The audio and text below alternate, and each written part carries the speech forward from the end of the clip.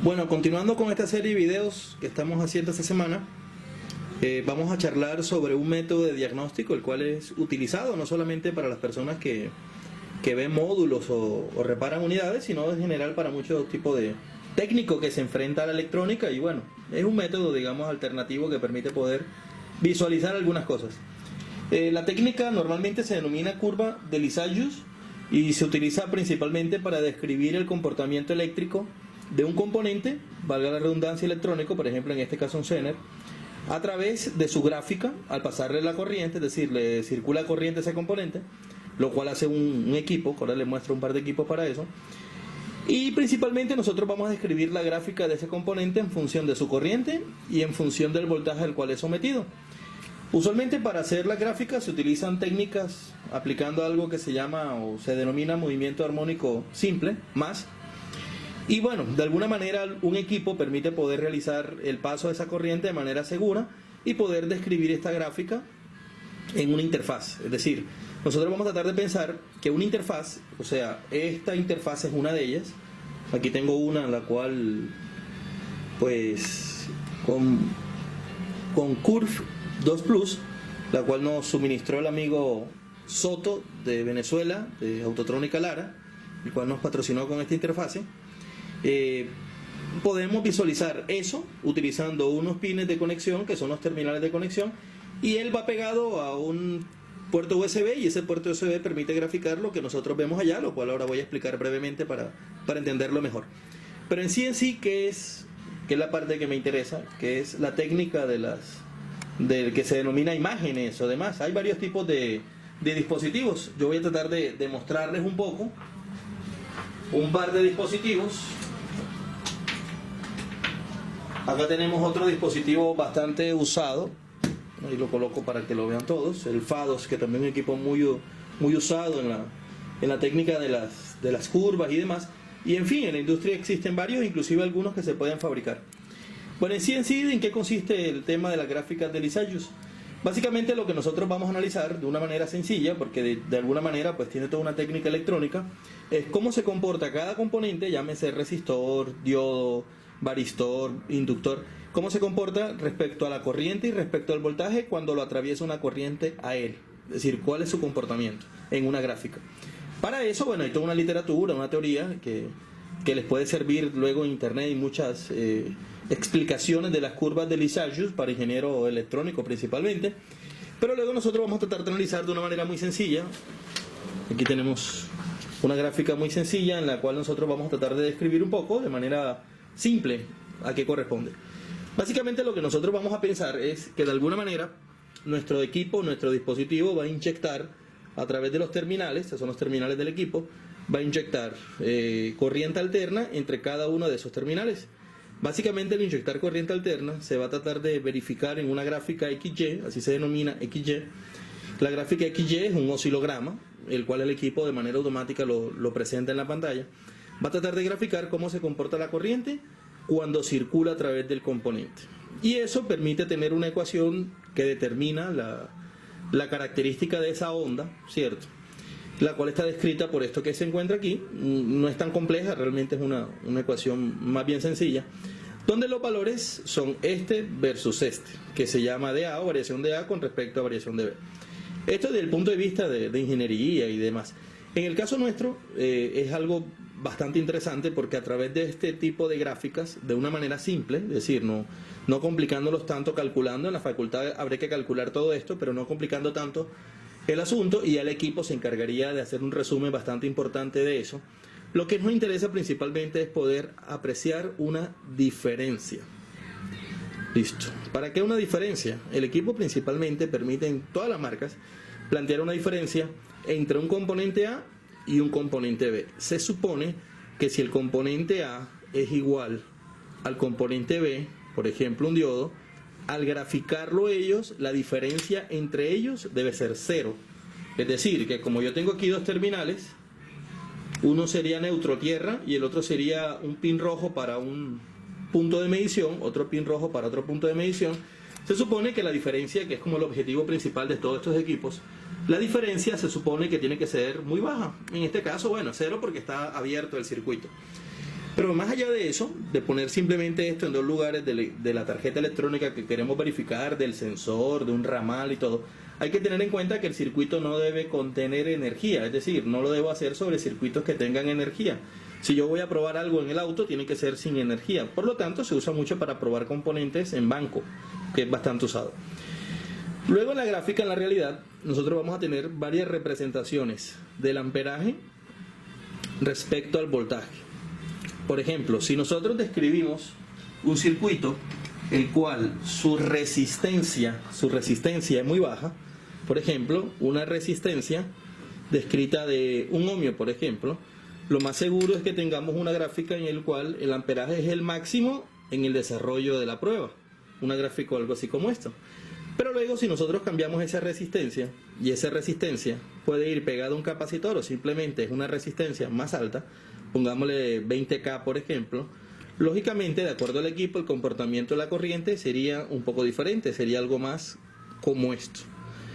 Pero en cambio si nosotros pensamos en un elemento que no sea resistivo, digamos que esté completamente aislado, por ejemplo podría ser una resistencia de 100 megaohms, entonces un componente demasiado aislado lógicamente nos va a generar a nosotros un comportamiento resistivo un poco más parecido a esto así.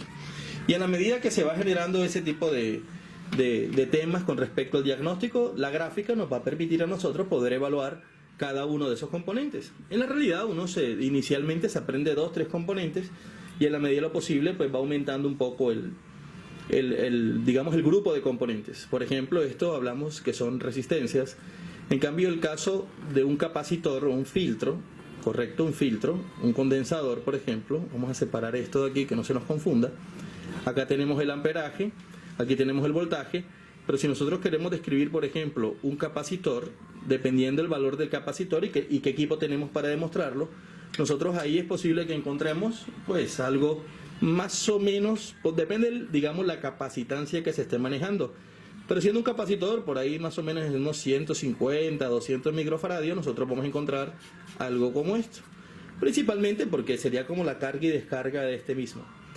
Luego cuando nos enfrentamos a componentes, por ejemplo, como los diodos, correcto, por ejemplo un diodo, que es un elemento sencillo, nosotros en ese diodo, cuando tenemos la gráfica, vamos a pensar que el diodo es polarizado, aquí tengo amperaje y acá tengo voltaje, el diodo es polarizado en un punto, o sea que por un momento el diodo presenta 0 amperes y en el momento de juntura o de polarización pues haría algo como esto. Esta sería por ejemplo la representación de un diodo. ¿Por qué? Porque cuando circula la corriente alterna en un punto no está polarizado y en otro punto está polarizado. Se supone que la variación de ese punto sería el valor de deflexión de ese diodo, ¿no? o el valor de diodo en este caso. Luego esto se puede llevar a componentes un poco más complejos, ¿cierto? Por ejemplo, podríamos pensar en el caso de un diodo Zener, como la gráfica del libro nos los estaba mostrando. Voy a recortarlo acá para tratar de entenderlo ahora mejor. Y fíjense que cuando nosotros tenemos un diodo Zener, en el comportamiento de él, aquí está la descripción de ese diodo Zener, ¿cierto? En un momento el diodo no está polarizado, en un sentido está polarizado y en otro sentido está polarizado, o sea que está polarizado en un sentido, luego se encuentra como abierto y luego está polarizado en otro sentido. Este sería el valor o región de polarización directa y esta sería la región de polarización inversa y esta sería la región de ruptura, lo cual nos haría pensar como el trabajo del Zener. Lógicamente, en la medida que van tomando la práctica en cada una de las estrategias de diodos, de resistencias, de capacitores, nos va permitiendo adquirir más práctica en la técnica de Lee-Salchus, que es bastante utilizada. En internet hay muchas fórmulas que demuestran este aspecto. O también en algunos libros, este por ejemplo es muy bueno, que lo uso mucho para estudiar mucho, se llama Introducción a los elementos de circuitos no lineales, en el capítulo 3, y hay varios libros, ¿no? En este caso estamos hablando del libro, por ejemplo, Microelectrónica de circuitos y dispositivos. Anda bastante bien para las explicaciones que estamos demostrando. Bueno, cuando esto lo hacemos real, vamos a tratar de pensarlo de vuelta. Aquí tenemos otra vez las diferentes pruebas, resistor, esto puede ser por ejemplo un condensador, esto es un diodo normal, ya vimos que el diodo Zener nos hace algo así como esto, acá cuando es por ejemplo, un diodo Zener. Listo, que el símbolo es algo así como esto. Bueno, sin embargo, cuando estamos en la realidad, porque muchos podrían pensar, bueno, ¿y esto para qué me sirve?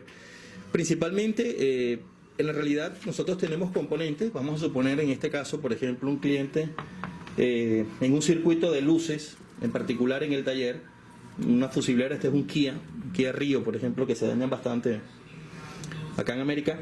Y básicamente nosotros quisiéramos pensar de alguna manera que, por ejemplo, esta salida de aquí tiene un defecto con respecto a esta salida de aquí. Vamos a suponer, no estoy diciendo que ese sea el caso, vamos a suponer que una sea la luz de cruce de un lado y otra sea la luz de cruce de otro lado, o esta con esta, no sé, en fin, la que yo quisiera comprobar.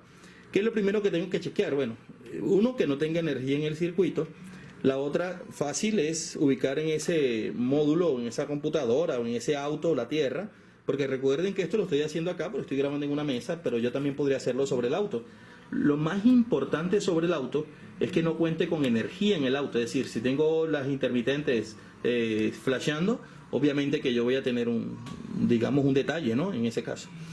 Recuerden que lo que está adentro nosotros no lo sabemos hasta ahora, habría que destaparla en tal caso para poder descubrir qué hay adentro, pero lo que a mí me interesa es pensar cómo podría garantizar que esto de aquí adentro esté bien y que esto de aquí adentro esté bien. Entonces se supone que la compararía.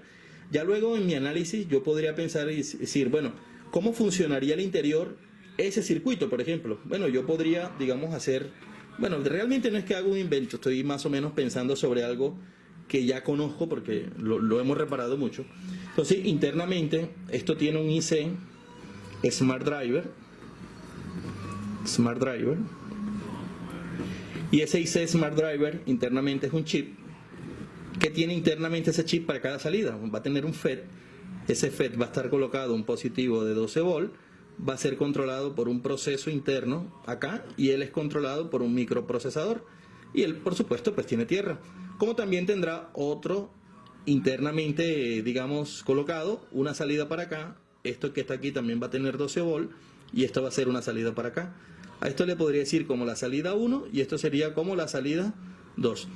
Pero como estamos hablando de luces y LEDs y demás, muy seguramente tiene circuitos de protección, como pegado acá un importante capacitor, y seguramente también cuenta con un resistor. Y de pronto también puede tener en paralelo un pequeño filtro cerámico. Listo, esa sería un poco la idea.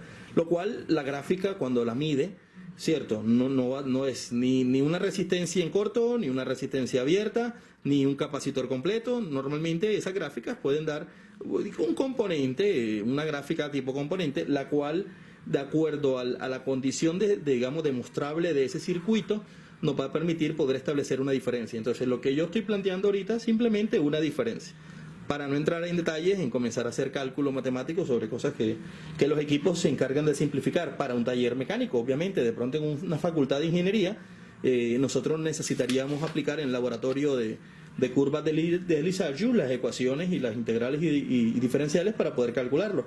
Pero el equipo ya no simplifica eso, obviamente, dada la calidad del equipo. Entonces, ¿qué vamos a hacer nosotros? Principalmente yo podría pensar que voy a hacer, por ejemplo, tocar aquí una y luego tocar acá, y voy a tratar de establecer qué diferencia existe entre ellos. Si yo dejo esto aquí nomás, por ejemplo, ahí nomás estoy tocando esos dos, y voy a la pantalla, fíjense que la diferencia entre ellos es prácticamente cero. Es posible que venga inclusive del mismo punto al interior de la tarjeta, pero eso nos está demostrando que la línea se encuentra adecuada. Y ahí nomás estamos planteando la idea de algo combinado entre resistor y capacitor, que es básicamente la técnica que nosotros estamos estableciendo como diagnóstico.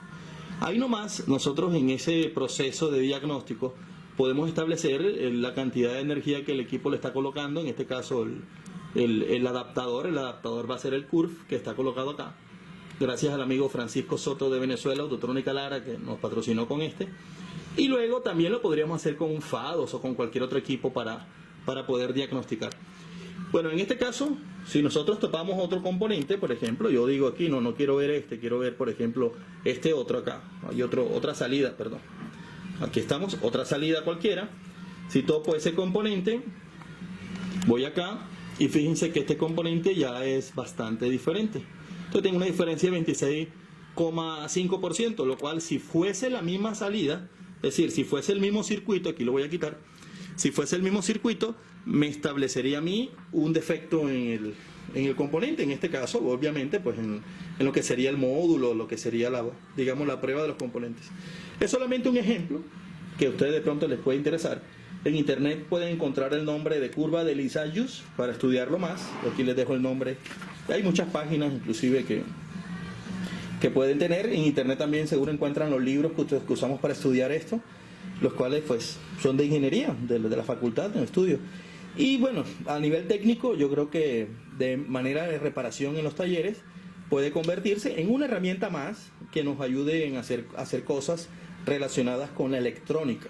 No estoy diciendo que es el único método, ni tampoco vendo el equipo, ni nada.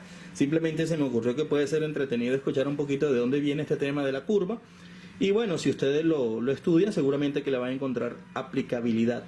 Recuerden que al interior de la tarjeta existen muchos circuitos que son complementos unos de otros. Es decir, uno se imaginaría que es solo un transistor, pero realmente ya en la arquitectura interna existen una serie de circuitos los cuales están compuestos en muchos casos por resistencia, por varistores. Son circuitos representativos. Entonces, cuando uno analiza circuitos representativos, es posible, por ejemplo, que este transistor que está aquí esté bueno, pero el capacitor que está en paralelo esté malo. En fin, esa sería la parte que nosotros de pronto con el análisis de las gráficas podemos aplicar, y eso realmente podría ser una gran ventaja respecto al análisis de los circuitos, porque de alguna manera no es solamente pensar que el transistor se daña. Es posible que se dañe el transistor, pero esté bueno el resto del circuito periférico. De ahí que la gráfica Lissajous nos permita poder entender eso.